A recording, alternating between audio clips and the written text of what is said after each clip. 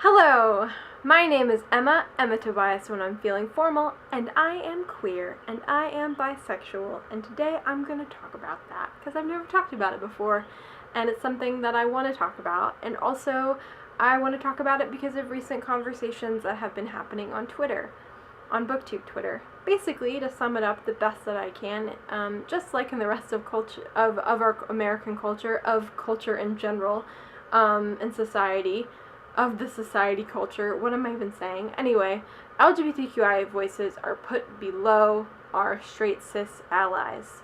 Like, our voices are less important, even about issues that pertain to us directly, are less important than straight cis voices, which is not good, obviously. And I'm going to link to a couple videos that explain this conversation really, really well by people and booktubers who have been in this conversation longer than I have. So I'm going to link them down below. You should definitely give them a watch. Today, though, I'm going to talk about my own experience and how I ended up here on BookTube, 22 years old, talking about being queer and bi. This journey is a fun journey. Not really. It's a journey full of a lot of denial and bi erasure of my own bisexuality. Basically, growing up, I knew I wasn't straight, but I definitely was in denial about that. I knew that I thought girls were pretty. I thought boys were pretty. I knew that I had crushes on girls sometimes. I knew that I definitely had crushes on boys a lot of the time. So basically, I watched the movie Aladdin. This is the first kind of moment when I was like, I think I might not be straight. I watched Aladdin as like a 5-year-old, and I went, Aladdin is cute, and so is Jasmine. This isn't right, I said to myself. I knew what the default was at 5 years old. I knew the default was being straight and cis. I knew that's what it was.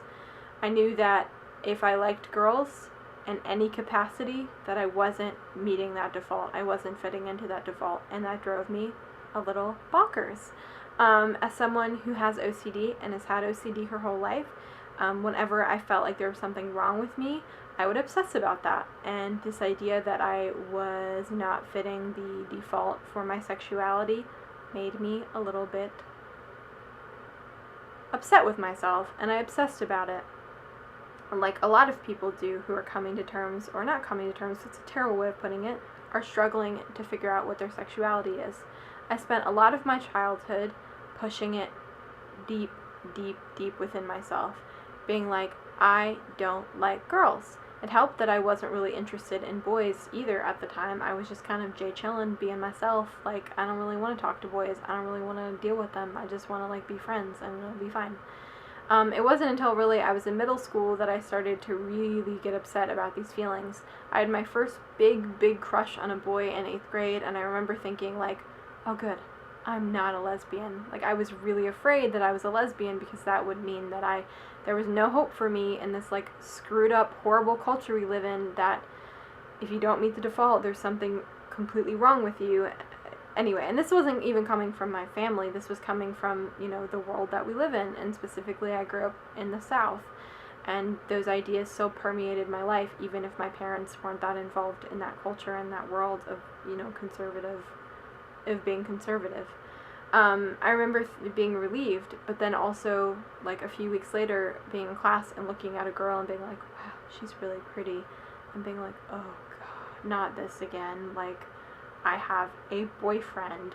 I put boyfriend because we, like, dated via Facebook Messenger, and never talked to each other in real life, like good middle school relationships, and being like, this is terrible, what is wrong with me?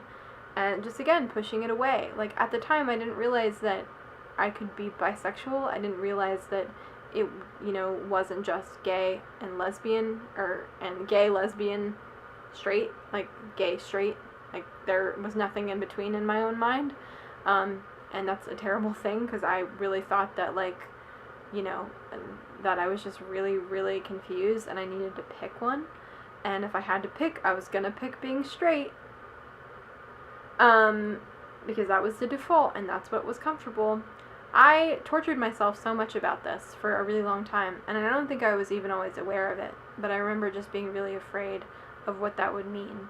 And I would also police it and say that I wasn't queer enough. Hey, well, if I am queer, I'm not queer enough, so I can't call myself queer. I can't call myself bisexual, even if I knew that those were labels that I could use, or even that those were things that existed in the world.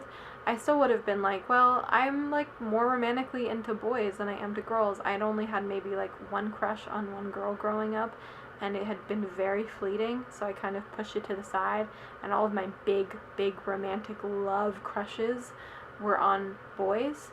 So I remember thinking like, well, most of the time, like 90% of the time, like I'm romantically into boys. So that means that I'm not bi. Even if this is a thing that I can say and use, I'm not bi. And not even thinking that that's not how bisexuality works. You don't have to be 50-50. You can be 90% attracted to one gender and only 10% attracted to other genders, and you can still be considered bi. Like, you're still bi. It doesn't matter. For me, it was the fact that I would think to myself, well, my friends all have girl crushes, and maybe my girl crushes are a little more intense, and maybe I'm more attracted to girls than they are, but it's just a normal thing that straight girls deal with. It's just a normal thing, and it doesn't mean that I'm bi. But then I realized that, these feelings, this attraction that I had to girls was very real, and as real as my attraction to boys. Maybe I was more romantically into men. I don't know why that is, but that has been the case by and large. But I still use that as a way for me to run away from things and run away from these feelings and this attraction that I had. And I still felt really horrible about myself, because I didn't feel like I could call myself bi, even when I did know what that was in college, but I didn't feel like I could really call myself straight. And it was very confusing. It really took becoming friends with a couple people, becoming friends with Ileana from Virginia Wolf and becoming friends with Bree from Bree May, for me to realize that bisexuality is a beautiful, wonderful thing that doesn't look like your bisexuality, bisexuality doesn't look like every other person's bisexuality. And you can be bisexual and not biromantic. You can be biromantic and not bisexual. You can be variations of all of it, and it still means that you're bi. It was a lot of personal bi eraser, even when I realized that those things were a thing, and it really took those girls telling me what's up for me to accept myself and accept the way that I am, and kind of let myself be free of feeling terrible. I still have moments where I think I'm not queer enough, I'm not bi enough. I've had friends tell me that I'm not bi because I date mostly boys. I've had friends tell me that I'm not bi because they've never seen me date a girl because I've never talked about it or whatever, and that's been really harming and confusing. And when I do open up about it to them, they'll just be like, well, I mean, that's just normal. And I'm like, well, maybe you're bi too. Which of course freaks them out and confuses them, which is not my goal at all. But it's just kind of been a weird journey. I think being bi carries a lot of baggage in society, and people are confused by it. I mean, I've even dated bi guys who have told me that I'm not bi because I've never dated a woman. And I'm like, don't you get it? Aren't we on the same team? Yeah, it's definitely difficult. And in my own experience, I think that in terms of reading, I was really afraid to find that representation, but I think if I did, it would have made my life so much better and would have allowed me the language that I needed.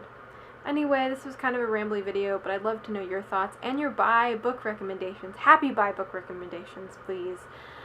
Okay, alright, well, I've got to go eat some food, but I don't know. This is a video, and I made it. I hope you guys, found it interesting, and I made some sort of sense. But yeah, I'm bi, and I'm queer, and I'm happy about it, and for the first time in my entire life, I feel sort of comfortable, which is fantastic, to feel comfortable in your sexuality, in your orientation, and that makes me very happy.